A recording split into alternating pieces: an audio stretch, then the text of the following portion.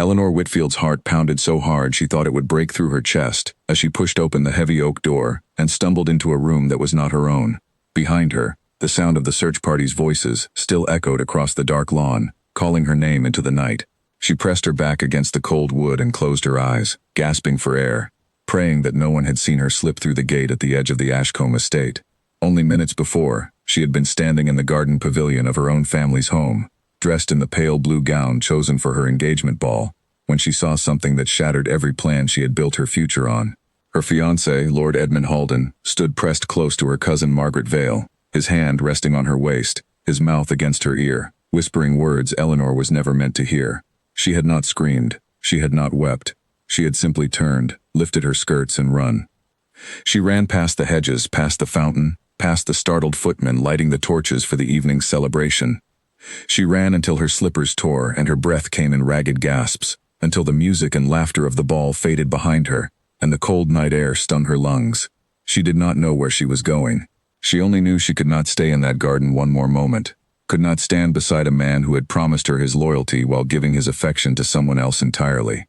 When she finally stopped running, she found herself standing before a grand stone house she did not recognize, its windows glowing faintly with candlelight.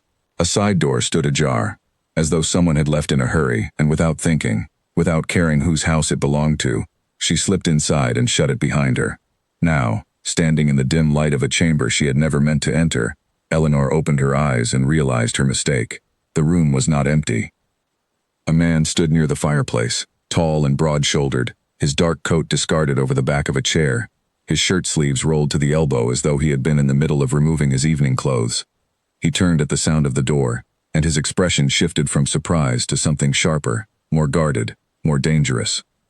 "Who are you?" he said, his voice low and even. "And how did you come to be in my private chamber?" Eleanor's mouth went dry. She recognized him now, though she had only seen him once before, at a distance, at a dinner 2 years past.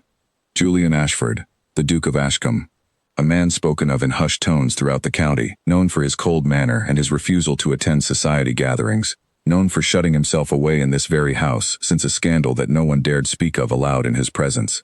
"I am sorry," she managed, her voice trembling. "I did not know this was your home. I did not know this was your room. I was running, and I saw the door and You were running," he repeated, his dark eyes studying her torn gown, her disheveled hair, the panic still written plainly across her face. From what exactly?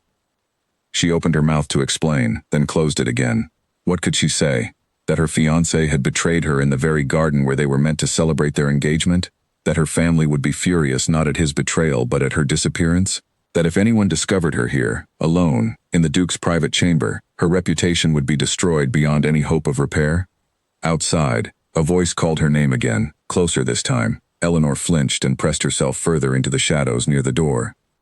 The Duke's eyes moved from her to the window, where torchlight flickered across the lawn, and back to her again.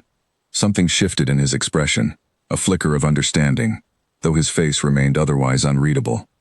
"They are looking for you," he said. It was not a question. "Yes," she whispered. "Please. I only need a moment. I will leave the instant they are gone, I swear it. I would not have come here if I had any other choice." For a long moment, the Duke said nothing. He simply studied her, as though weighing some private calculation behind his dark eyes. Eleanor braced herself for him to call out, to summon his staff, to hand her over to the search party and be rid of the problem she represented. Instead, he walked to the window, drew the heavy curtain across it, and turned back to face her. "Sit," he said, gesturing to a chair near the fire, "before you collapse." Eleanor hesitated, startled by the offer, then obeyed, her legs finally giving out from beneath her as she sank into the chair. Her hands shook in her lap, and she pressed them together to still them. "You need not fear me," the Duke said, though his voice carried no particular warmth, only a plain, steady honesty that Eleanor found she believed despite herself. "Whatever trouble has found you tonight, it is not my business to add to it. But I would know your name, at least, before I decide what to do about a stranger hiding in my house." "Eleanor," she said. "Eleanor Whitfield." Something flickered across his face at the name. Recognition, perhaps, though he said nothing of it. "And what has driven Miss Whitfield to abandon her own engagement ball and flee across half the county in her ball gown?" Eleanor's throat tightened. She had not spoken the truth aloud to anyone yet, had not given voice to the image burned into her mind of Edmund's hand on her cousin's waist. But something about the stillness of the room, the quiet honesty in the Duke's manner, loosened the words from where she had locked them away. My fiancé, she said, was in the garden with my cousin. I saw them together. I saw the way he touched her, the way he spoke to her, in a manner he has never once spoken to me in the 2 years of our engagement, and I understood, in that moment, exactly what kind of man I was meant to marry. The Duke's jaw tightened, though he said nothing for a long moment. When he finally spoke, his voice was quieter than before. That is no small thing to discover on the eve of a celebration meant to honor your union. No, Eleanor agreed, bitterness creeping into her voice despite her efforts to remain composed. It is not. And yet you say nothing of confronting him. You ran instead. What good would confronting him have done? She asked, some of her earlier panic giving way to a flash of anger. He would have denied it, or worse, he would have found some way to make it my fault for seeing what I was never meant to see. My family has staked everything on this match. They would not thank me for ending it, no matter the reason. The Duke's expression darkened further, though Eleanor could not tell whether his anger was directed at her, at Edmund, or at some memory of his own that her words had stirred. He turned away from her, toward the fire, and was silent for a long moment. Families, he said finally, have a way of valuing arrangements over truth. I understand that better than most. Eleanor studied him carefully, curious despite herself about the rumors she had heard, the scandal no one would name in his presence, the reason he had shut himself away from society for years. She said nothing of it, sensing that to ask would be to trespass on ground far more private than the room she had already invaded. Outside, the voices calling her name grew fainter, moving further down the lawn toward the woods at the edge of the estate. Eleanor let out a slow breath, some of the tension leaving her shoulders. They are moving away from the house, the Duke observed, glancing toward the curtained window. It seems your absence has convinced them you fled toward the village rather than my door. Thank goodness, Eleanor murmured, though relief brought little comfort. Even if she escaped detection tonight, she would still have to return home eventually, still have to face her family's anger, still have to decide what to do about a fiancé who had shown her exactly what their marriage would become. You cannot stay here indefinitely, the Duke said, as though reading her thoughts. Sooner or later, someone will notice your absence has stretched too long, and questions will follow that neither of us wishes to answer. I know, Eleanor said quietly. I only need until the search moves further away. Then I will find my way back through the woods, and no one need ever know I was here. The Duke studied her for a long moment, something unreadable passing behind his dark eyes. And what will you tell your family, when you return? What will you tell your fiancé? Eleanor's hands twisted in her lap. I do not know yet. I only know I cannot marry a man who would betray me before our marriage has even begun. Whatever comes after, I will find a way to bear it. That, the Duke said, something almost like respect entering his voice, is more courage than most young women of your station are permitted to show. Eleanor looked up at him, startled by the observation, and found him watching her with an expression she could not quite name. For a moment, neither of them spoke, the fire crackling softly between them, the distant voices of the search party fading further into the night. I should not have come here, she said finally. I am sorry for intruding on your privacy. You are not the first uninvited guest this house has known, the Duke said, a faint, humorless edge to his voice, though you are perhaps the most honest one. Eleanor did not know how to answer that, so she said nothing, watching the firelight flicker across his face, wondering what history lay behind the guarded weariness in his eyes. Whatever scandal had driven the Duke of Ashcombe into isolation, she sensed it had left scars far deeper than the ones her own evening had carved into her. A distant church bell chimed the hour, and the Duke straightened, moving toward the window to check the lawn once more. The search has moved toward the village road. If you leave now, through the eastern path, you should be able to reach the edge of your family's property without being seen. Eleanor rose from the chair, her legs steadier now, though her heart still ached with the weight of everything the evening had revealed. Thank you, she said, for not turning me away, for not asking more of me than I could give.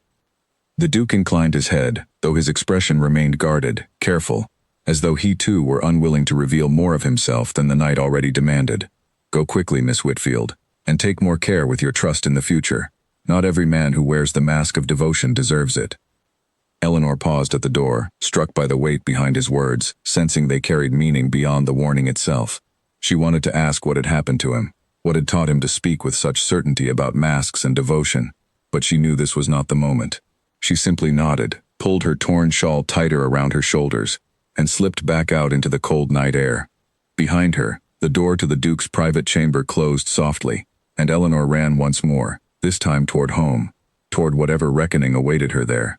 But as she ran, she found her thoughts returning again and again to the guarded, watchful man she had left behind, and to the strange, unexpected comfort of a stranger's honesty on the worst night of her life. She did not yet know that her path and the Duke's would cross again far sooner than she imagined, or that the choice she had made tonight, to run rather than stay silent, would set in motion events neither of them could yet foresee. Eleanor reached the edge of her family's property, just as the first gray light of dawn touched the horizon. Her feet ached, her gown was torn beyond repair, and her mind still churned with the image of Edmund's hand on Margaret's waist. She slipped through the servants' entrance, hoping to reach her room unseen, but her mother was waiting in the corridor, her face pale with fury rather than concern. "Where have you been?" Lady Whitfield demanded, her voice a harsh whisper meant not to wake the rest of the house. "Do you have any notion what you have done? The entire estate has been searching for you since midnight. Lord Halden himself joined the search." "Lord Halden," Eleanor repeated, bitterness sharpening her voice before she could stop it, "was otherwise occupied before I ran, Mother. Perhaps you should ask him what kept him so late in the garden." Lady Whitfield's expression flickered, uncertain, but she pressed on without acknowledging the remark.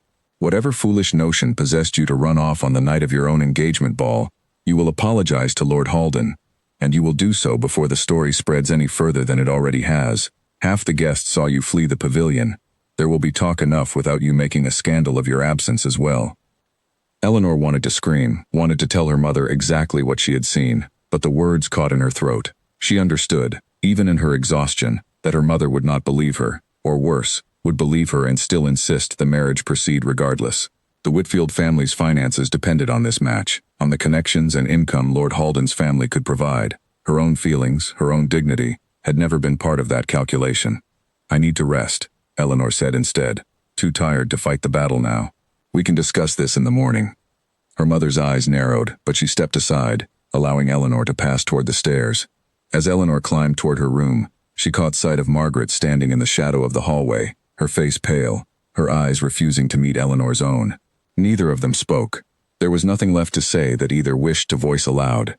By the time the sun rose fully over the estate, the household was already alive with whispers. Servants exchanged glances in the corridors.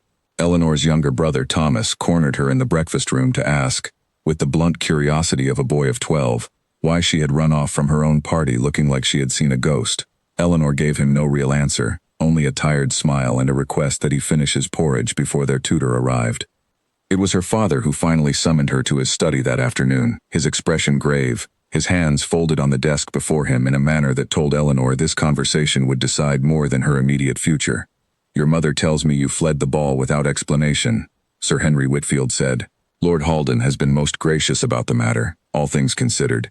He has agreed to say nothing further of it, provided the wedding proceeds as planned." "Gracious," Eleanor repeated, the word tasting bitter on her tongue. "Father, I saw him with Margaret, in the garden. I saw the way he held her, the way he spoke to her. I did not imagine it." Her father's face tightened, and for a moment, Eleanor believed he might actually hear her, might actually understand the weight of what she was trying to tell him. Instead, he sighed, rubbing his temples as though her words were merely another obstacle to be managed. "Young men," he said slowly, "are not always as careful as they should be before marriage. It is regrettable, but it is not uncommon, and it need not reflect on his devotion to you as his future wife. What matters now is preserving your reputation and this family's position. If word spreads that you fled the ball over some perceived slight, it will be you who suffers for it, not Lord Halden." "A perceived slight," Eleanor said, her voice rising despite her efforts to remain calm. "Father, he betrayed me before we have even married. What do you imagine our marriage will look like once the contract is signed and there is nothing left to keep him honest?" "That is enough," her father said sharply, though something in his eyes suggested he was not entirely unmoved by her words. "The contract has been signed. The families have made their agreements. There is no undoing what has already been set in motion, Eleanor, whatever your private feelings on the matter. You will marry Lord Halden, and you will do so with grace, for the sake of this family if nothing else." Eleanor left her father's study with her hands trembling, her chest tight with a grief she could not fully name. It was not only Edmund's betrayal that wounded her, but the quiet, absolute certainty that no one in her own family intended to help her escape it. She was a piece to be placed on a board, her own wishes irrelevant to the larger game being played around her. Over the following days, Eleanor moved through her household duties in a fog, attending calls, receiving well-wishers who had heard some vague, softened version of her disappearance from the ball, smiling when smiling was required, and saying little else. Lord Halden called on her twice that week, each time full of practiced charm, each time offering some small excuse for his behavior in the garden that Eleanor did not believe for a moment. "You must understand," he told her during his second visit, seated across from her in the drawing room with her mother hovering nearby as chaperone, "that Margaret and I were merely discussing matters of little consequence. You allowed your imagination to run away with you, my dear. It is understandable, given the excitement of the evening, but I would hope in the future you might trust me, rather than assume the worst." Eleanor studied him carefully, this man she had once believed she might grow to love, and found she felt nothing now but a cold, clear-eyed recognition of exactly what kind of husband he intended to be. He would lie to her face without hesitation, and expect her gratitude for the lie. "Of course," she said instead, her voice carefully even. "I must have been mistaken." Lord Halden smiled, satisfied, and turned the conversation toward wedding preparations, entirely unaware, or entirely unconcerned, that Eleanor's agreement carried no true belief behind it. The next morning, Eleanor found Margaret alone in the small library at the back of the house, a book open on her lap that she was clearly not reading. For a long moment, neither of them spoke, the weight of everything left unsaid pressing between them like a physical wall. "You have not looked at me properly in 3 days," Eleanor said finally, closing the door behind her so their conversation would not carry into the corridor. "I would rather you say whatever you intend to say than continue avoiding me in my own home." Margaret set the book aside, her hands folding tightly in her lap. "What would you have me say, Eleanor? That I am sorry? I am sorry. More sorry than you can know. It was not planned. It was foolish. And it was wrong. And I have regretted it every hour since." "Foolish," Eleanor repeated quietly. "Is that truly the word you would choose?" "He sought me out," Margaret said, her voice trembling now. "He said things to me that I should have refused to hear. I did not stop him quickly enough, and for that I will carry the shame for the rest of my life. But Eleanor, you must believe me when I say I never wished to hurt you. You are my only true friend in this family." Eleanor studied her cousin's face, searching for the deception she half expected to find there, and found instead only genuine misery. It did not undo what had happened, nor did it change the fact that Edmund himself had shown no such remorse, but it softened, slightly, the anger Eleanor had carried toward her cousin these past days. "I do not blame you as much as I blame him," Eleanor said finally. "A man who is capable of such behavior before his marriage has even begun will only grow bolder once the contract is signed, and there is no longer any courtship left to protect. You were not the first temptation he could not resist, Margaret. I suspect you will not be the last, for whichever woman is unfortunate enough to marry him." Margaret's eyes filled with fresh tears, though whether from guilt or relief at Eleanor's measured response, Eleanor could not tell. "What will you do?" "I do not yet know," Eleanor admitted, "but I do not intend to spend the rest of my life pretending I did not see what I saw." It was 2 days later, while walking in the village to escape the suffocating atmosphere of her own home, that Eleanor first heard the rumor that would complicate matters further. She had stopped at the milliner's shop to collect a ribbon her mother had ordered, and overheard 2 women speaking in hushed, delighted tones near the window. "They say she was seen running toward the Ashcombe estate that very night," one woman whispered. "In her ball gown, no less, running as though the devil himself were chasing her." "The Duke's estate," the other repeated, her voice thick with scandalized interest. "Whatever would she want there? Everyone knows he keeps to himself, sees no one, receives no callers. It is most peculiar." Eleanor's blood ran cold. She paid for the ribbon quickly and left the shop, her mind racing. Someone had seen her, or at least seen enough to place her direction that night.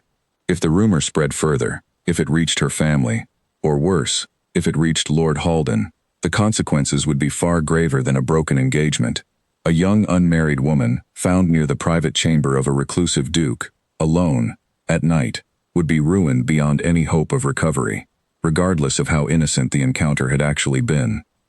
She hurried home, her thoughts spinning, uncertain whether to confess the truth to her family before the rumor reached them in some twisted form, or to hope the gossip faded before it gained any real traction.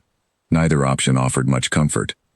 That evening, as she sat in her room turning the problem over in her mind, a servant knocked softly at her door and informed her that a letter had arrived, delivered by private messenger rather than through the usual post. Eleanor's hands trembled as she broke the seal and unfolded the paper within. The handwriting was unfamiliar, precise and controlled, each letter formed with the same careful discipline she remembered from the man who had written it.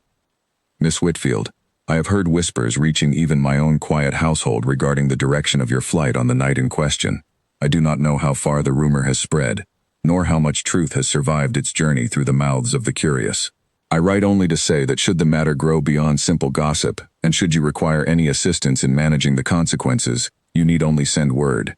I have no wish to see an honest woman's reputation destroyed for the crime of fleeing dishonesty. I remain, as circumstances allow, at your service. J. Ashford, Duke of Ashcombe. Eleanor read the letter 3 times before folding it carefully and pressing it against her chest, startled by the unexpected kindness of a man society had painted as cold and unreachable. She did not know what to make of his offer, or of the strange, steady comfort she took from knowing someone beyond her own household understood the weight of what she carried. She spent that night composing and discarding several replies, uncertain how to thank a duke for an offer she did not yet know how to accept, uncertain how to explain to him, or to herself, why his letter had settled something restless in her chest, that her own family's demands had only inflamed further. By morning, she had settled on a short, careful reply, thanking him for his concern, and assuring him she intended to manage the situation quietly, without further scandal touching either of their names. She sent it by the same private messenger who had delivered his letter, and told herself firmly that this would be the end of the matter, that she had no business corresponding further with a man whose reputation alone could ruin her if their connection became known. But even as she told herself this, some quiet part of her hoped the correspondence would not end there.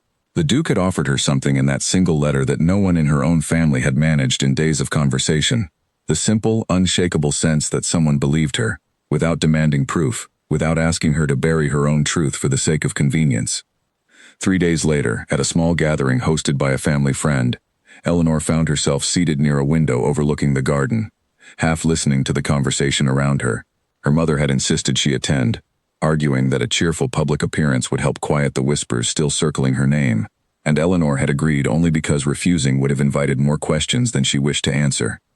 The room was warm with candlelight and the low murmur of polite conversation, ladies exchanging news over cups of tea, gentlemen discussing matters of little consequence near the hearth. Eleanor smiled where smiling was expected and answered questions about her wedding preparations with practiced ease, though her mind remained elsewhere, circling back again and again to the letter folded carefully inside her writing desk at home. She noticed a familiar tall figure standing near the entrance, engaged in brief, clearly reluctant conversation with the host, and her breath caught in her throat. The Duke of Ashcombe had, against all expectation, chosen to attend. He wore his usual guarded expression, his shoulders held with the same careful stillness she remembered from the night she had intruded upon his privacy, and though several of the other guests turned to whisper at his unexpected appearance, he seemed entirely unmoved by their attention. Their eyes met across the crowded room, and for a moment, neither looked away. The Duke crossed the room slowly, pausing to exchange brief, formal greetings with acquaintances who clearly did not expect to see him, before arriving at last near the window where Eleanor sat. He bowed with careful precision, his expression giving nothing away to the curious eyes watching them both. "Miss Whitfield," he said, "I hope I find you well." "Your Grace," she replied, rising to offer a proper curtsy, her heart beating faster than the simple greeting warranted. "I did not expect to see you here tonight. Nor did I expect to come," he admitted, his voice low enough that only she could hear it clearly over the surrounding chatter. But circumstances suggested it might be wise. Eleanor understood his meaning at once. The rumor. He had come, perhaps, to gauge for himself how far it had spread, or perhaps to offer her some measure of support without drawing further attention to either of them. Whatever his reason, his presence beside her now, in full view of the room, carried its own risks. "Perhaps we should not speak too long," she murmured, glancing toward a cluster of women near the tea table who had already begun whispering behind their fans. "I would not wish to give the gossips further fuel."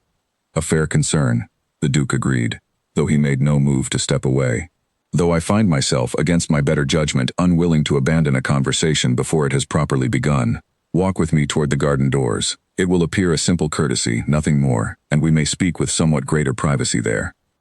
Eleanor hesitated only a moment before accepting his offered arm, aware of the eyes following them across the room, aware too of how carefully she must hold her expression steady, as though this were nothing more than the ordinary pleasantries expected between near strangers at a gathering such as this.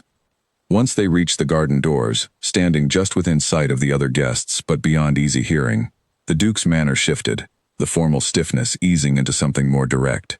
"The rumor has grown," he said without preamble. I have heard 3 separate versions of it in the past 2 days alone, each more embellished than the last. In one telling, you were seen entering my house weeping. In another, you remained until dawn. I thought it best you know the shape it has taken, so you might prepare yourself for whatever version reaches your own family. Eleanor's stomach tightened. Has it reached Lord Halden? I cannot say with certainty, the Duke admitted. But given how quickly gossip travels through drawing rooms such as this one, I would be surprised if it has not, at least in some diluted form.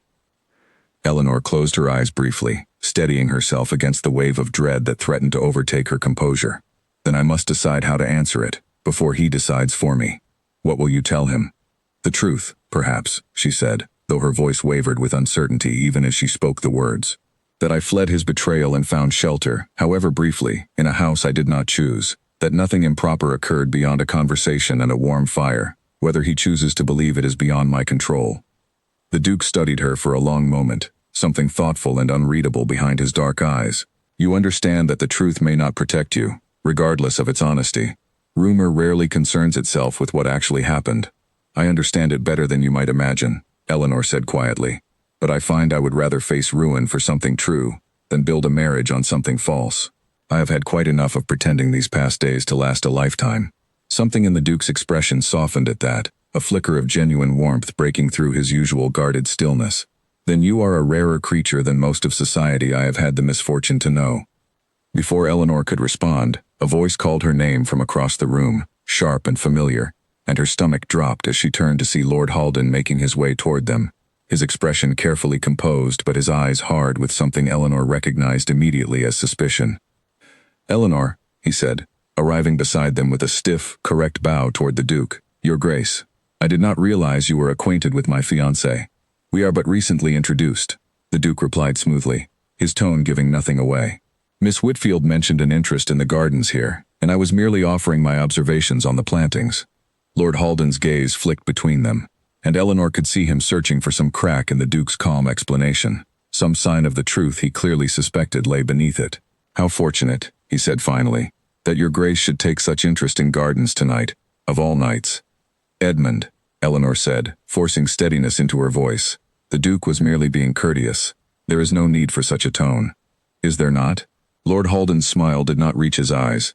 Forgive me if I have grown somewhat suspicious of late, my dear. Given how eager you were to flee our own engagement celebration without explanation, I find myself curious what direction your feet carried you that night, and whether His Grace's estate happened to lie along that path. The words hung in the air between them, sharp and deliberate, and Eleanor felt the Duke go very still beside her. She understood at once that Edmund had heard the rumor, or some version close enough to it, and that he intended to use it now as leverage against her, in front of witnesses close enough to overhear if he raised his voice even slightly. You are mistaken, Eleanor said, keeping her voice low and even, despite the panic rising in her chest. I do not know what you imagine you have heard, but I would ask you not to make accusations you cannot prove, especially not in a room full of listening ears. Accusations, Lord Halden repeated, his voice carrying just enough edge to draw the attention of nearby guests, who began turning subtly toward their conversation despite their efforts at discretion. I have made none, Eleanor. I have only asked a simple question. Perhaps His Grace would care to answer it, since you seem so reluctant. The Duke's expression remained perfectly composed, though Eleanor sensed the careful control it took him to maintain it.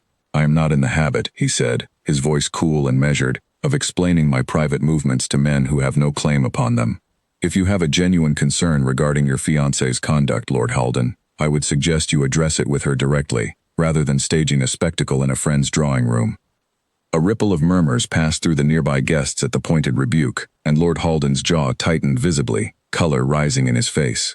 Eleanor recognized the expression from countless small moments throughout their courtship, the particular fury of a man unaccustomed to being challenged in public. Forgive my concern, Lord Halden said finally, his tone clipped and cold. I only wish to understand why my future wife found herself in need of shelter from anyone other than her own family, on the very night meant to celebrate our union. Perhaps, Eleanor said, unable to hold back any longer, her voice steady despite the racing of her pulse. You should ask yourself why your future wife felt the need to flee at all, Edmund. I saw you in the garden that night. I saw exactly what kept you occupied while your guests waited within. If you wish to discuss conduct unbecoming an engagement, I would suggest you look first to your own. The color drained from Lord Halden's face as quickly as it had risen. and for a moment, he seemed genuinely at a loss for words, his earlier confidence faltering under the weight of her direct accusation. Around them, the murmuring grew louder, several guests no longer bothering to disguise their interest in the unfolding confrontation. "You would do well," Lord Halden said finally, his voice low and dangerous, "to consider carefully what you say in public, Eleanor. Accusations cut both ways, and I suspect mine would find a far more receptive audience than yours." With that, he turned and stalked back into the crowded room, leaving Eleanor standing beside the Duke, her hands trembling now that the confrontation had passed, the weight of what she had just done settling over her like a heavy cloak. "That," the Duke said quietly, once Lord Halden had moved well out of earshot, "was either extraordinarily brave or extraordinarily reckless. I confess I am not entirely certain which." "Perhaps both," Eleanor admitted, her voice unsteady. "I do not know what will come of it. He will not forgive being challenged so publicly, and I fear I have only given him further reason to make my life difficult." "Perhaps," the Duke agreed, "though I would note that a man who resorts to threats in a crowded drawing room, rather than honest conversation in private, reveals rather more about his own character than yours." Eleanor managed a small, tired smile at that, grateful for the steadiness of his presence even as her thoughts raced ahead to the consequences she now feared were inevitable. "I should return home, before this evening grows any more complicated than it already has." "A wise decision," the Duke agreed, though something in his expression suggested reluctance to end their conversation so soon. "Take care on your journey, Miss Whitfield. And should Lord Halden's threats grow into anything more concrete, do not hesitate to send word. I meant what I wrote in my letter." "Thank you," Eleanor said softly, and meant it more deeply than the simple words could convey. She left the gathering soon after, her mother questioning her hurried departure with visible confusion, but Eleanor offered only a vague excuse about a headache, unwilling to explain the true source of her distress until she had time to think clearly. The carriage ride home passed in tense silence, her mother's suspicious glances doing little to ease the churning anxiety in Eleanor's chest. That night, unable to sleep, Eleanor sat by her window watching the dark shape of the distant woods, wondering what form Lord Halden's retaliation might take. Wondering, too, why the thought of the Duke's steady presence beside her earlier that evening had settled something in her chest that nothing else in recent days had managed to reach. She did not yet understand the shape of what was growing between them, only that it felt different from anything she had known with Edmund, quieter and more honest, built on truth rather than convenient pretense. Lord Halden did not return directly to his own estate that night. Instead, he sought out an old friend, a gentleman named Charles Marrow who had long served as his confidant in matters both business and personal. They met in the private study of Marrow's townhouse, brandy poured but untouched, Lord Halden pacing before the cold hearth with barely restrained anger. "She humiliated me," Lord Halden said, his voice tight with fury. "In front of half the county, Charles, as though I were the one at fault, when it is her own conduct that ought to be questioned." "You did provoke her rather openly," Marrow observed, unhelpfully in Lord Halden's estimation. "Accusing a woman of impropriety in a crowded room is not generally the wisest strategy, whatever the truth of the matter." "The truth of the matter," Lord Halden snapped, "is that she spent the night in the Duke of Ashcombe's private chamber, alone, unchaperoned, and now stands there defending her honor, as though I am the villain of the piece. If word of this spreads properly, her reputation will be finished, contract or no contract."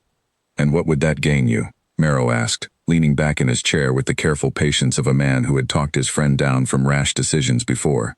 "The marriage brings you her family's connections and no small portion of income besides. Ruin her, and you ruin the very arrangement you have spent 2 years securing."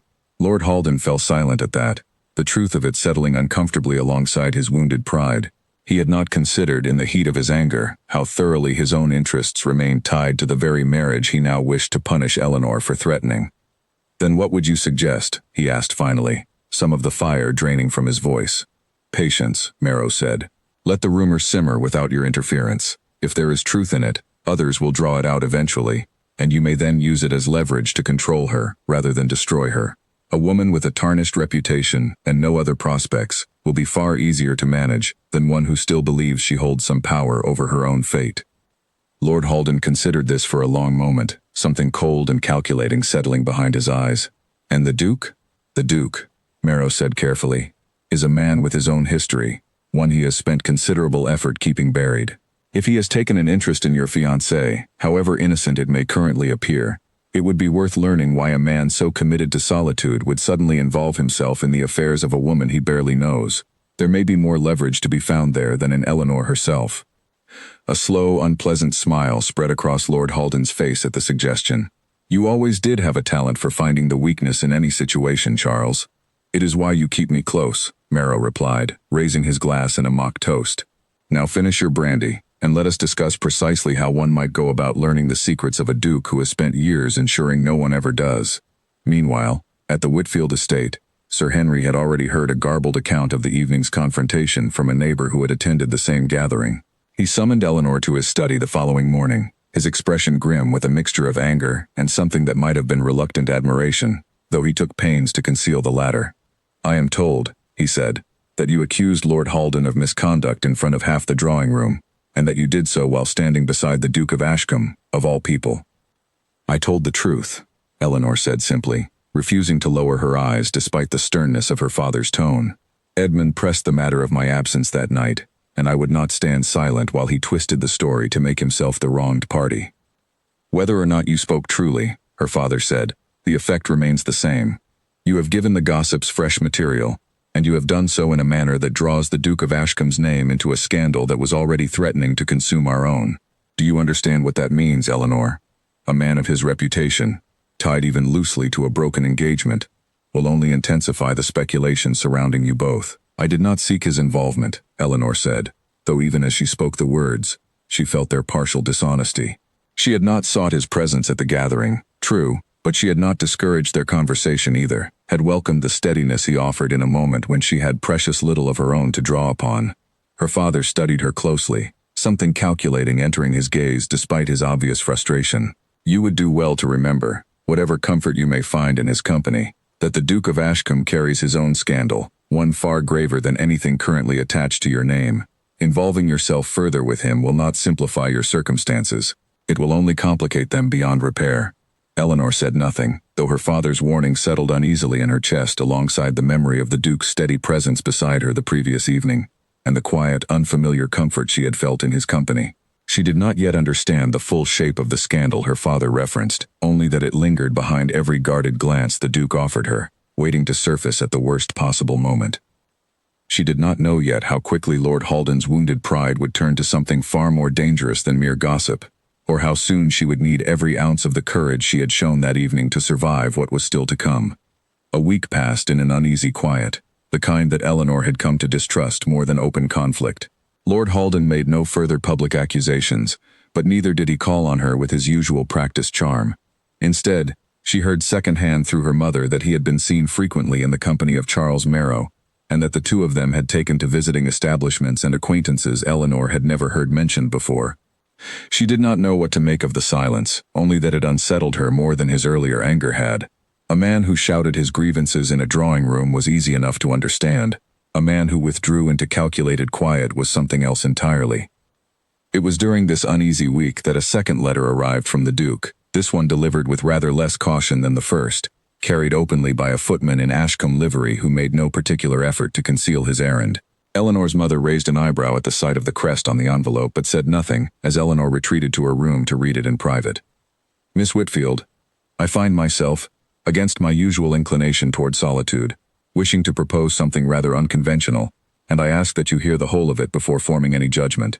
I have learned enough of your circumstances to understand that your engagement to Lord Halden was built upon your family's financial necessity, rather than any true affection on your part, and that his conduct has given you ample reason to wish it undone.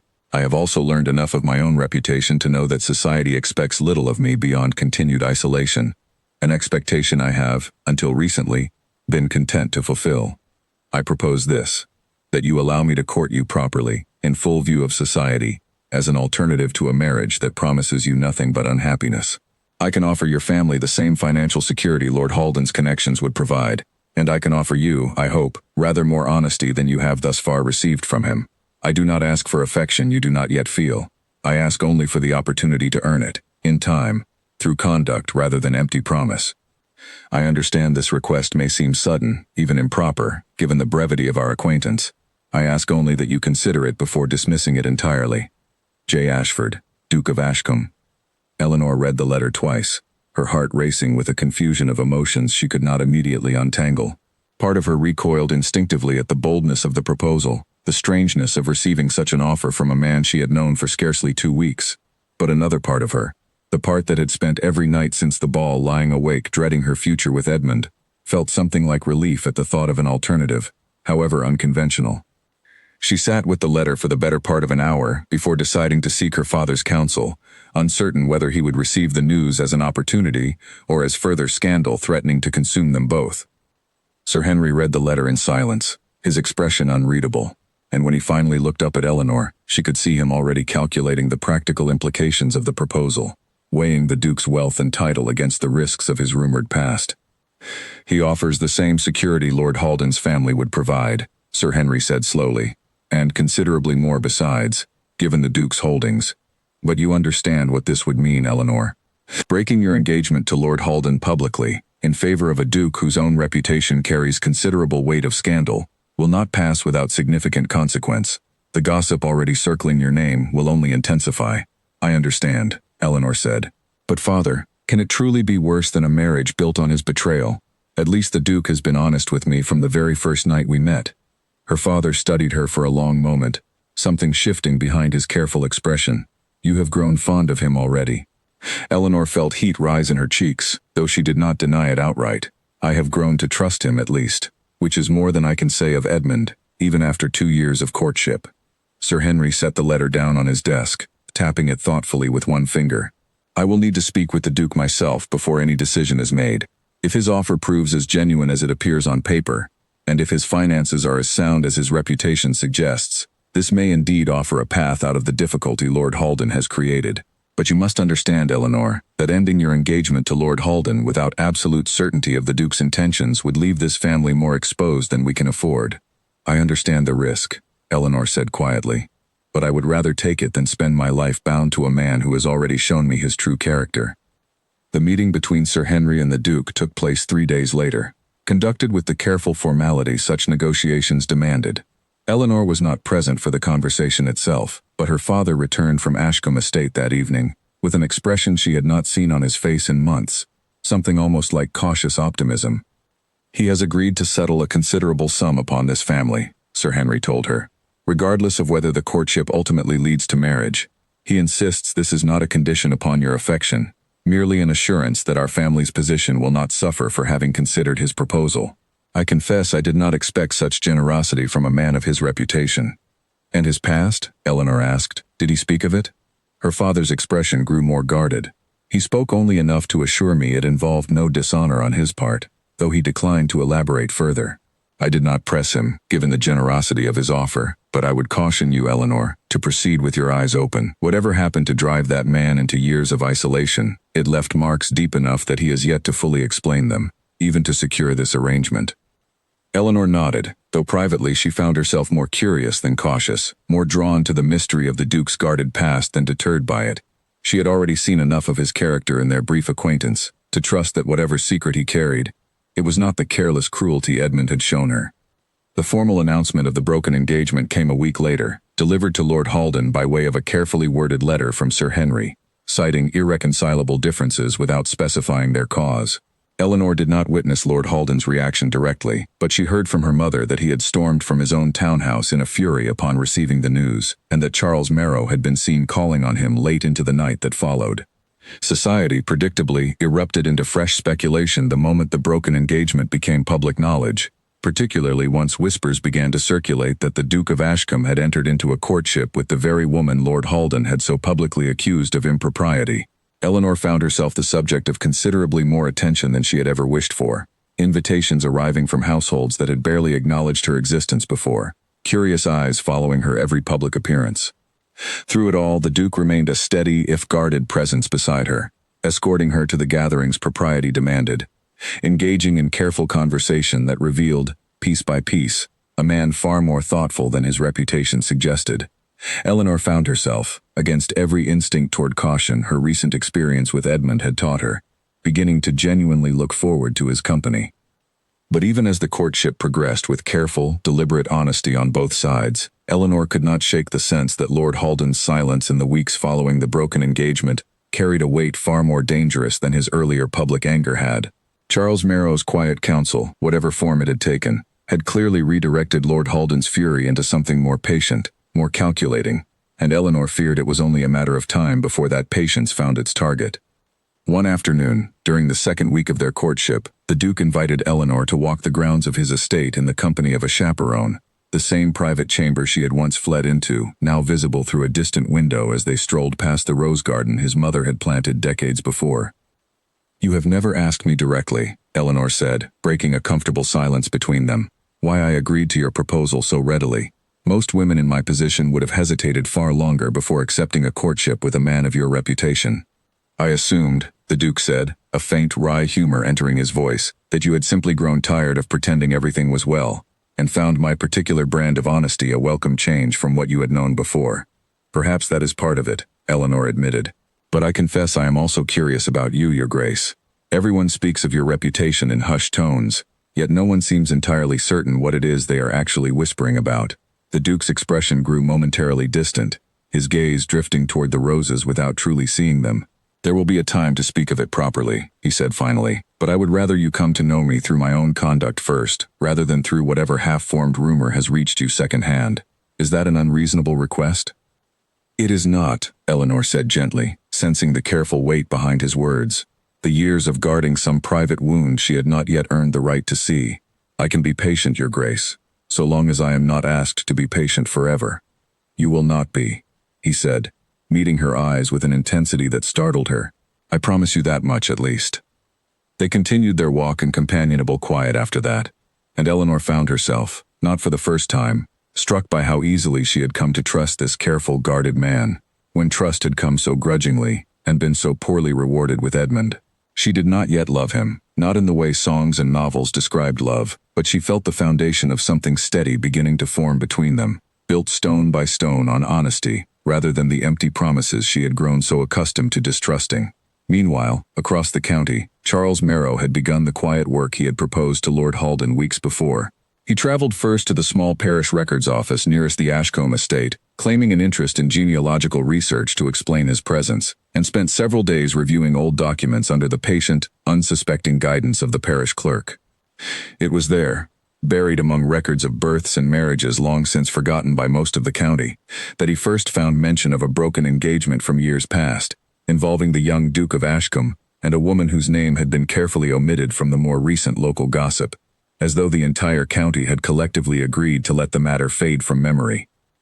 Marrow traveled next to a neighboring town, where an elderly former servant of the Ashcombe household, now retired and living modestly on her savings, proved considerably more willing to speak of the past for the price of a generous meal and a few coins pressed discreetly into her palm. It was a terrible business, the old woman told him, her voice lowering despite the empty tavern around them. The young master was engaged to a lovely girl, sweet as anything, before he ever took the title. Something happened between them, something that ended badly, and the poor girl was never quite the same after. The old Duke, his father, forbade anyone in the household from ever speaking of it again, and when the young master inherited the title himself, he shut the whole house up tight and stopped receiving callers altogether. Been that way for years now. What exactly happened? Marrow pressed, sensing he had not yet reached the heart of the matter. The old woman's expression grew guarded, and she shook her head slowly. That, sir, is not a story I am willing to tell, not for any coin you might offer. Some things are better left buried, for everyone's sake. Marrow left the meeting with more questions than answers, but enough of a thread to pull that he felt confident further investigation would eventually unravel the whole of it. He returned to Lord Haldan's townhouse that same evening, reporting what little he had learned, and watched with quiet satisfaction as his friend's expression shifted from frustration into something colder, more calculating, more patient. Keep digging, Lord Haldan instructed him. Whatever happened to that girl, I want to know the whole of it before I decide how best to use it. A man with a secret that fragile will do a great deal to keep it buried, and I intend to make certain he understands exactly what that will cost him. She did not yet know that Lord Haldan had already begun digging into the very past her father had cautioned her about, or that the secret the Duke had spent years protecting was about to become the weapon Lord Haldan intended to use against them both. 3 weeks into the courtship, Eleanor arrived at Ashcombe Estate for an afternoon call to find the Duke unusually distracted, his usual careful composure fraying at the edges in a manner she had not witnessed before. He greeted her with proper courtesy, but his eyes kept drifting toward the window, toward the long drive leading up to the house, as though he expected some unwelcome visitor to arrive at any moment. "Is something troubling you, Your Grace?" Eleanor asked, once they had settled in the drawing room with tea neither of them touched. The Duke hesitated, his hands folding tightly in his lap. "I have received word," he said finally, "that Lord Halden has been making inquiries into my family's history, inquiries that reach further back than the ordinary curiosity of a jilted man might explain." Eleanor's stomach tightened. "What sort of inquiries?" "The sort," the Duke said quietly, "that suggest he intends to uncover whatever he can of my past, and use it against us both. Publicly, if he judges it will cause the greatest damage." He paused, drawing a slow breath before continuing.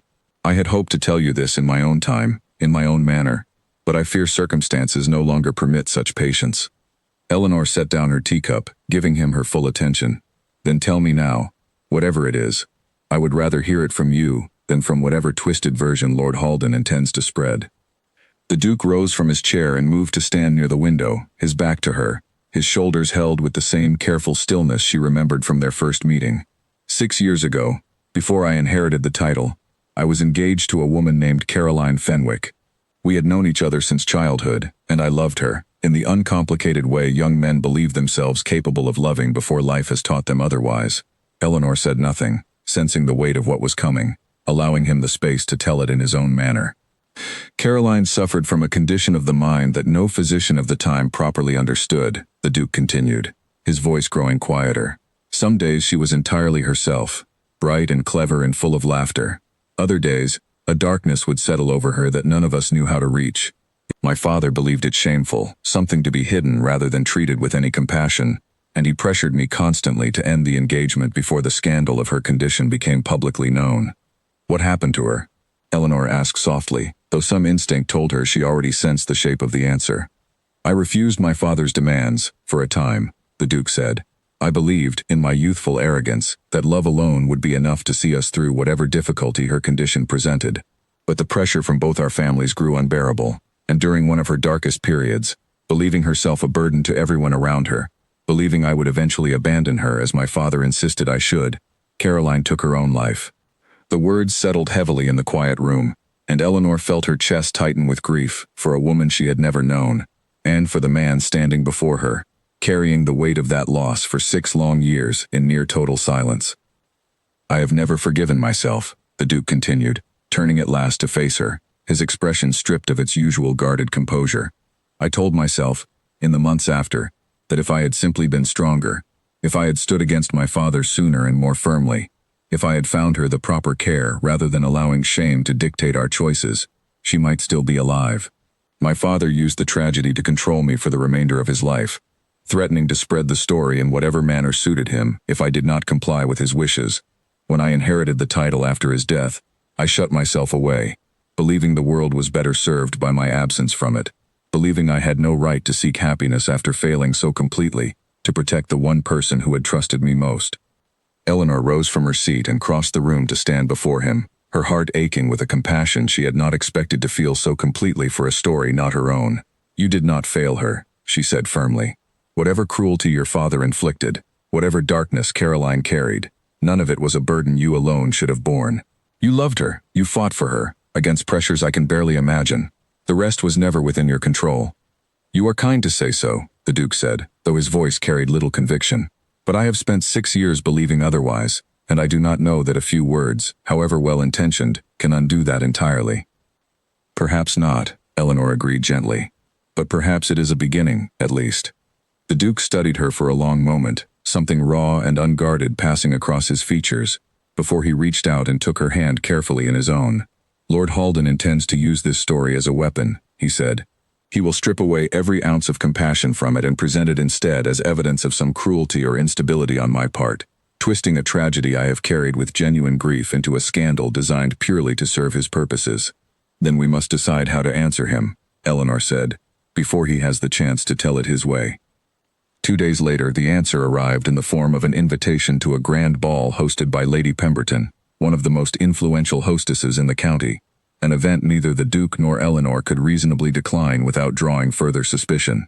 Eleanor understood immediately, reading the careful wording of Lord Halden's own acceptance mentioned in the accompanying gossip column, that he intended to use the gathering as the stage for whatever revelation he had planned. The evening of the ball arrived with a tension Eleanor could feel humming beneath every polite greeting and careful smile exchanged among the assembled guests. She stood beside the Duke near the edge of the ballroom, watching Lord Halden move through the crowd with a confidence that made her stomach twist with dread, aware that whatever he intended to reveal, he had chosen this moment, this audience, quite deliberately. It was during a brief lull in the music, as guests gathered near the refreshment tables between dances, that Lord Halden made his move, raising his voice just enough to draw the attention of those nearby, without appearing overtly theatrical about it. "I confess," he said, addressing a small cluster of guests that included several of the county's most notorious gossips, "I find myself curious what precisely draws Miss Whitfield to His Grace's company, given the rather troubling history he carries.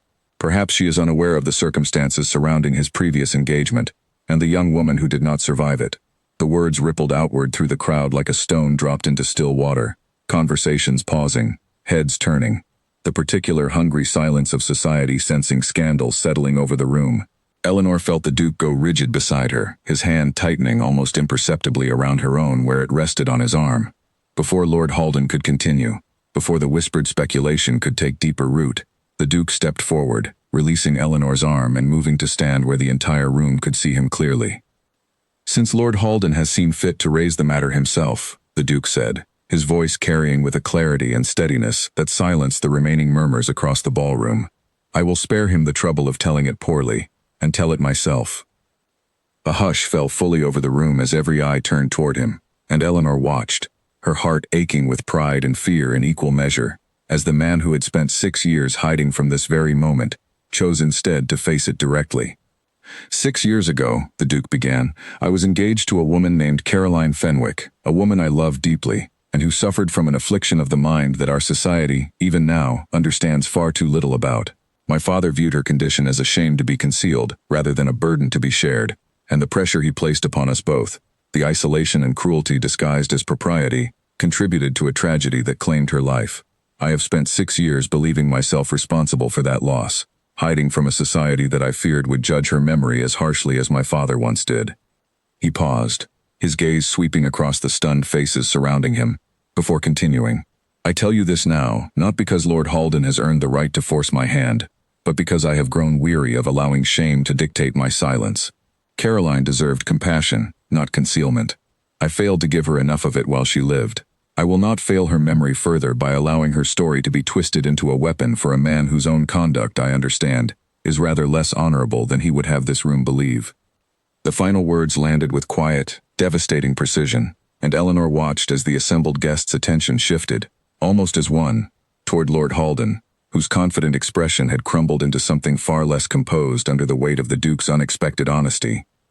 "Your Grace," Lady Pemberton said carefully, stepping forward to fill the charged silence, "I believe we owe you rather more sympathy than scrutiny, given what you have just shared. It speaks well of your character that you chose to tell it yourself, rather than allow it to be twisted by lesser men." A murmur of agreement rippled through the crowd, and Eleanor watched Lord Halden's face grow increasingly pale as the tide of opinion in the room shifted decisively away from him. Whatever advantage he had, believed he held only moments before, had dissolved entirely, replaced by a growing suspicion among the guests regarding his own motives for raising such a painful matter so publicly. "This is not the end of the matter," Lord Halden said, his voice tight with barely controlled fury, though he clearly recognized the room had already turned against him. "Perhaps not," the Duke replied evenly, "but I suspect you will find considerably less appetite among this company for further attempts to weaponize another person's grief for your own purposes." Lord Halden left the ball shortly after, his exit watched by dozens of curious eyes. His reputation, once so carefully cultivated, now cracking under the weight of his own miscalculation. Eleanor moved to stand beside the Duke once more, taking his hand without hesitation, no longer caring who among the assembled guests witnessed the gesture. "That took extraordinary courage," she said quietly.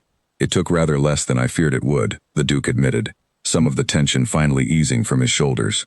"Perhaps because I was not facing it alone this time." Eleanor smiled, though the evening's events had left her drained and uncertain of what consequences might still follow. The following morning, news of the confrontation had already spread through every corner of the county, carried by servants and shopkeepers and the same eager gossips who had witnessed it firsthand. Eleanor's mother arrived at her bedroom door before breakfast had even been laid out, her expression a complicated mixture of alarm and something Eleanor had not seen from her in weeks, a flicker of genuine sympathy. "They say the Duke spoke of his own grief before half the county," Lady Whitfield said, settling herself at the edge of Eleanor's bed, "that he told the whole of it himself, rather than allow Lord Halden to twist it into scandal." "He did," Eleanor confirmed. "It took considerable courage, Mother. I have never seen anyone face public judgment so directly." Her mother was quiet for a long moment, her hands folding and unfolding in her lap. "I confess I misjudged him when your father first proposed the arrangement. I believed his reputation must carry some truth of cruelty or coldness beneath it, given how thoroughly he had withdrawn from society these past years. I see now I was wrong to assume the worst without knowing the whole story." "Many people have been wrong about him," Eleanor said gently. "I was among them, before I came to know him properly." "And Lord Halden?" her mother asked. "What do you suppose he intends to do now, given how thoroughly his own scheme has unraveled?" Eleanor considered the question carefully, remembering the cold fury she had glimpsed in his expression as he left the ball the previous night. "I do not know," she admitted, "but I fear a man so unaccustomed to failure will not simply accept it quietly."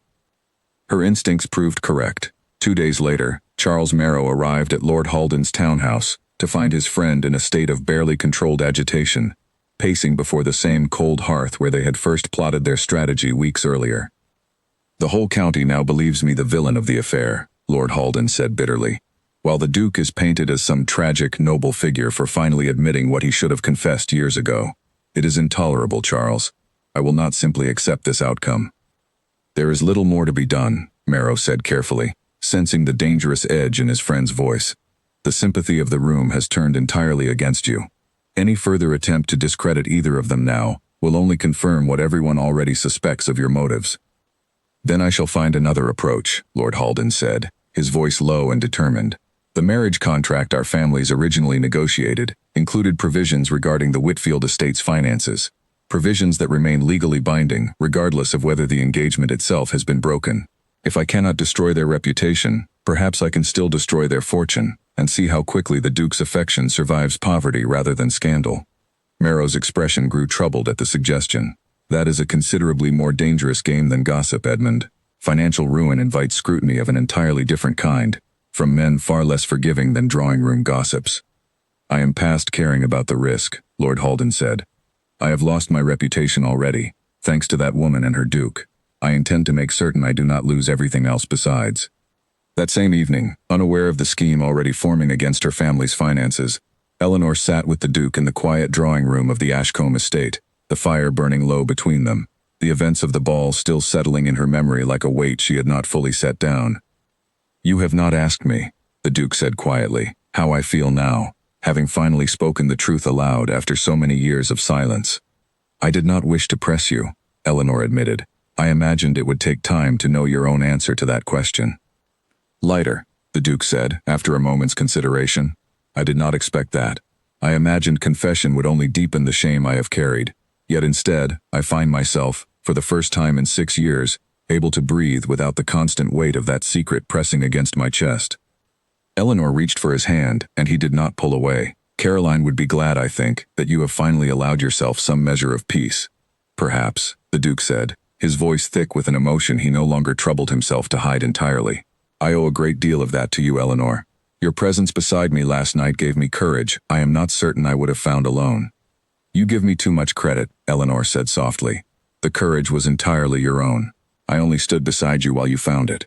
They sat together in comfortable silence for a while longer, the fire crackling softly, neither of them yet aware of the storm Lord Halden's wounded pride was already gathering against them.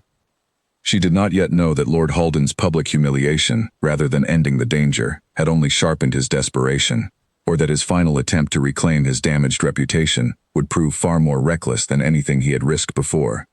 The first sign of trouble arrived on a gray morning, 10 days after the ball, when a formal letter reached Sir Henry Whitfield from a solicitor Eleanor's father had never before had cause to correspond with. Eleanor watched from the doorway of the study as her father's face grew increasingly pale while reading it, his hands trembling slightly by the time he set the paper down. "What is it?" Eleanor asked, unable to bear the silence any longer. "Lord Halden has invoked a clause within our original marriage contract," Sir Henry said, his voice unsteady. a provision regarding a loan his family extended to us 3 years ago, when the harvest failed and we required assistance to maintain the estate through the winter. The loan was to be forgiven upon the completion of our two families' union.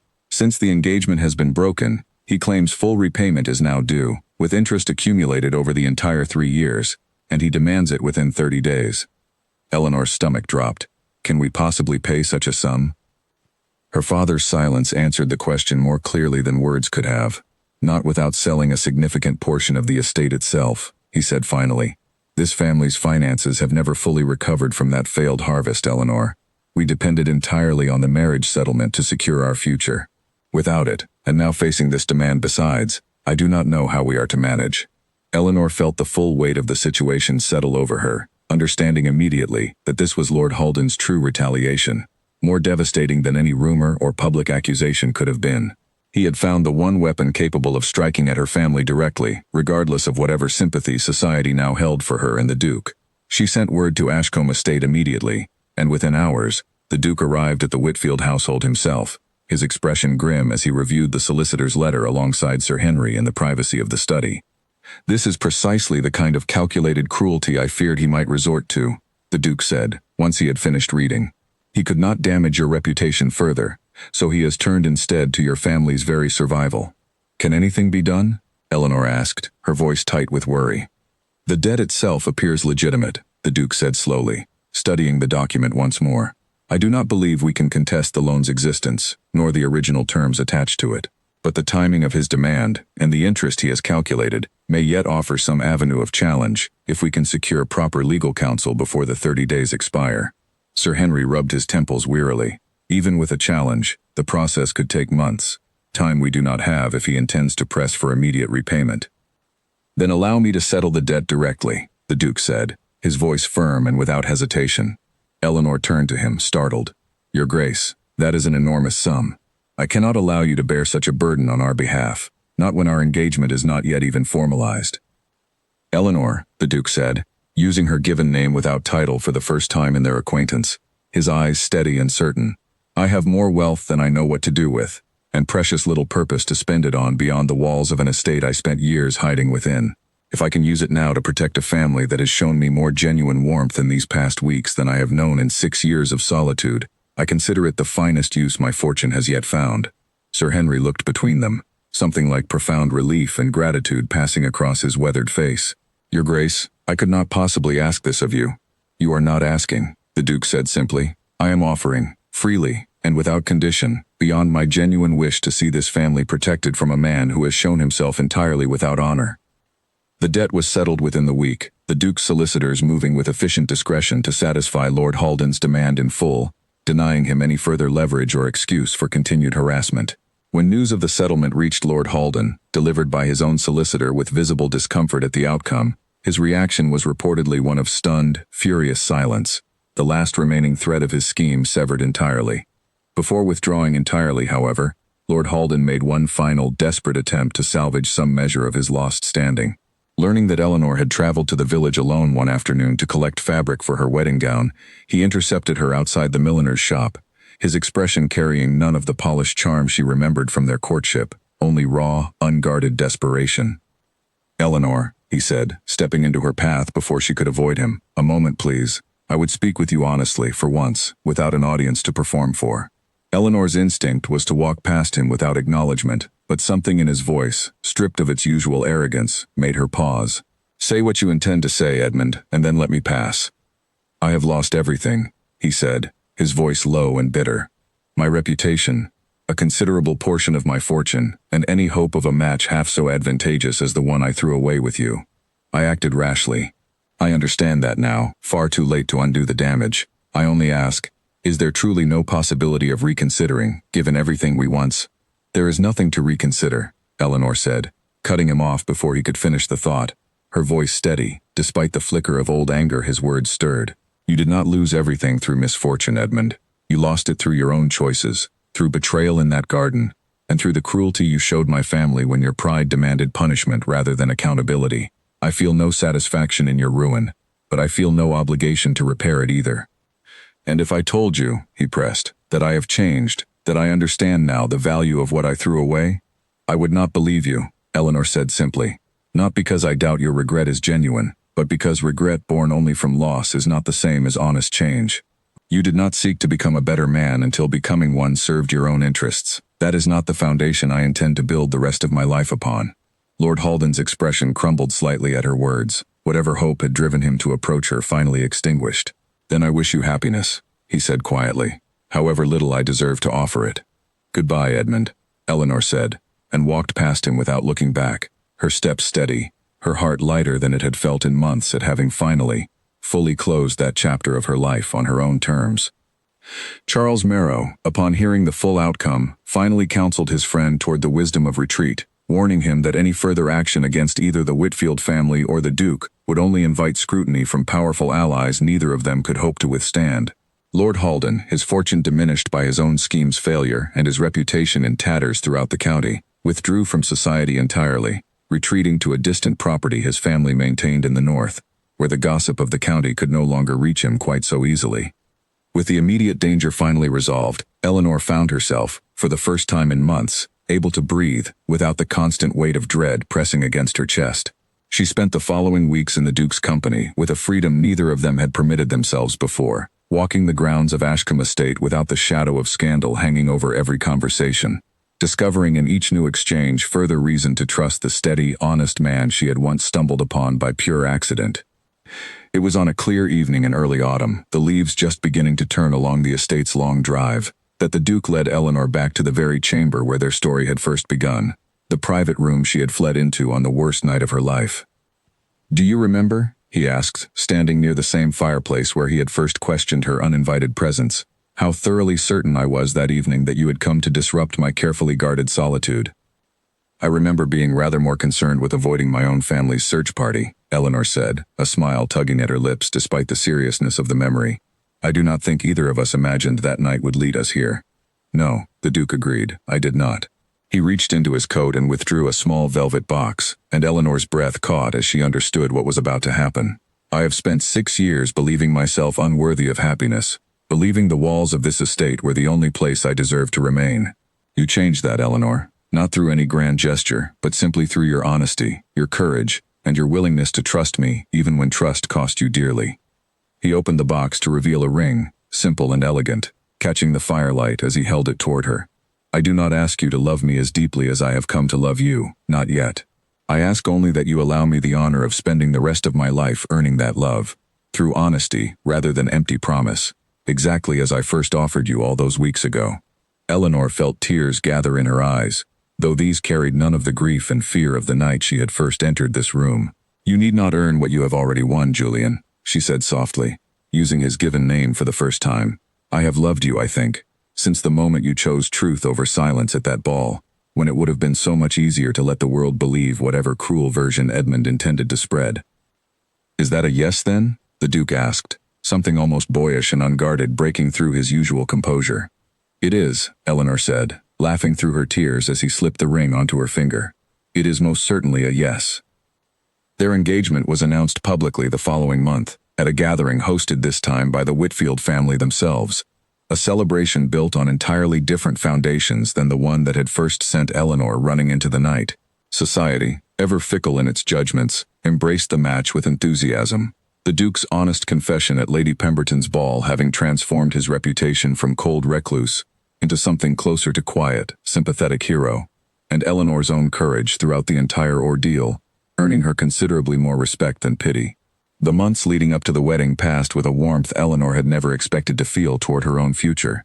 She spent long afternoons at Ashcombe Estate helping the Duke slowly reopen rooms that had remained shuttered for years, airing out chambers filled with dust and half-forgotten memories, choosing new fabrics and furnishings together, as though the house itself were being coaxed back to life alongside its master. Servants who had grown accustomed to quiet, solitary halls found themselves instead humming softly as they worked, sensing the shift in the household spirit long before any formal announcement confirmed it. Margaret, too, found her own quiet redemption in those months, working tirelessly alongside Eleanor to prepare for the wedding, her earlier guilt slowly transforming into genuine joy at her cousin's happiness. The two women grew closer than they had been even before the scandal, their friendship tempered and strengthened by having weathered betrayal and forgiveness together, rather than allowing it to permanently divide them. Sir Henry, meanwhile, found his own relief in watching his daughter's transformation, the anxious, calculating father of those earlier chapters gradually giving way to a man who took genuine pleasure in his daughter's evident happiness, no longer measuring the match purely in terms of estates and income, though he privately admitted to Lady Whitfield one evening that the Duke's generosity had certainly made the arrangement considerably easier to bear.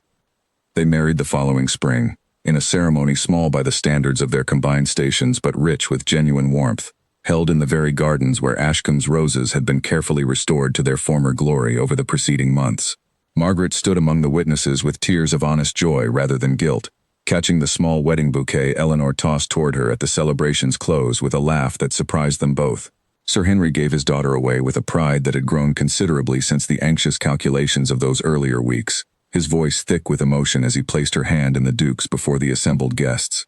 Of Lord Halden, no word reached the celebration at all, his name having faded from the county's conversation as thoroughly as his reputation had crumbled months before.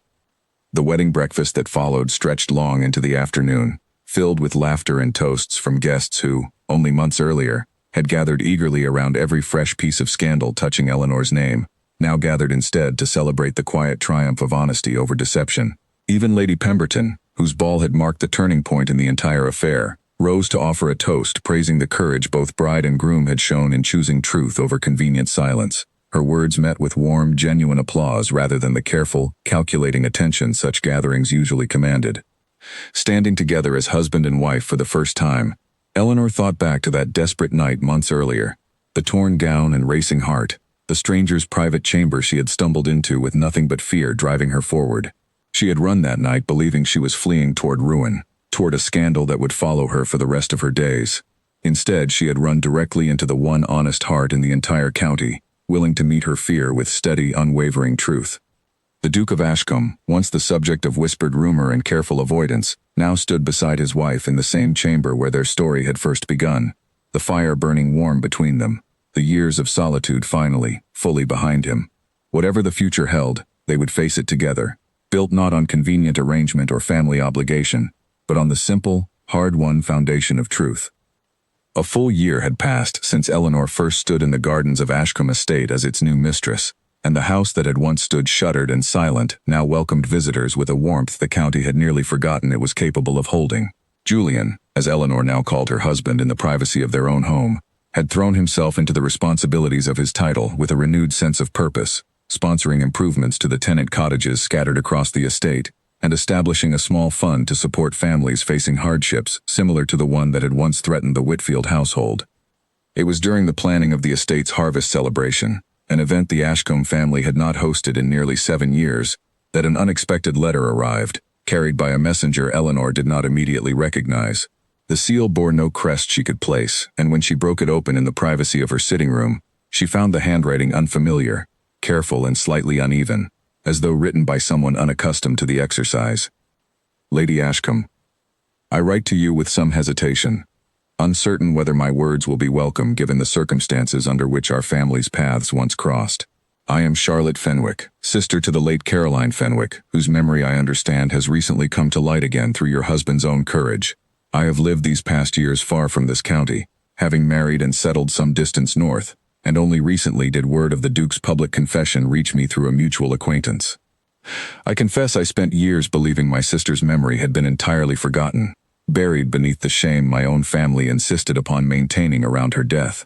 To learn that the Duke chose, at last, to speak of her not with shame but with genuine grief and honesty, has meant more to me than I can properly express in a letter. I do not write to reopen old wounds, only to offer my gratitude, and perhaps, if it would not intrude too greatly, to request the possibility of visiting her grave together, that we might honor her memory properly, as a family should have done from the very beginning. With sincere respect, Charlotte Fenwick. Eleanor read the letter twice before carrying it directly to Julian's study, finding him bent over estate ledgers with the particular focus he brought to every task since taking up the responsibilities he had avoided for so long. She watched his expression shift from mild curiosity to something far deeper as he read Charlotte's words, his hands trembling slightly by the time he set the letter down upon his desk. I did not know Caroline had a sister still living, he admitted quietly. My father ensured the entire Fenwick family was kept at a careful distance after her death, insisting it would only prolong everyone's grief to maintain contact. I assumed, when I never heard from any of them, that they wished the same distance I had been taught to accept. Perhaps they were simply waiting, Eleanor suggested gently, for someone to finally break the silence your father insisted upon. You have already done that once, publicly, before half the county. Perhaps it is time to do it again, privately, where it matters most. Julian considered this for a long moment before nodding slowly, resolve settling into his features. Will you come with me, if I write to arrange the visit? Of course, Eleanor said, taking his hand. You should not have to face this alone, any more than you should have faced that ballroom alone. They traveled north together 3 weeks later, to the quiet churchyard where Caroline Fenwick had been laid to rest, her grave marked only by a simple stone that Julian's father had insisted remain unadorned, a final small cruelty added to years of larger ones. Charlotte met them at the churchyard gate, a woman perhaps 5 years older than Eleanor, with the same gentle features Julian described belonging to her late sister, her eyes red-rimmed, but her composure steady.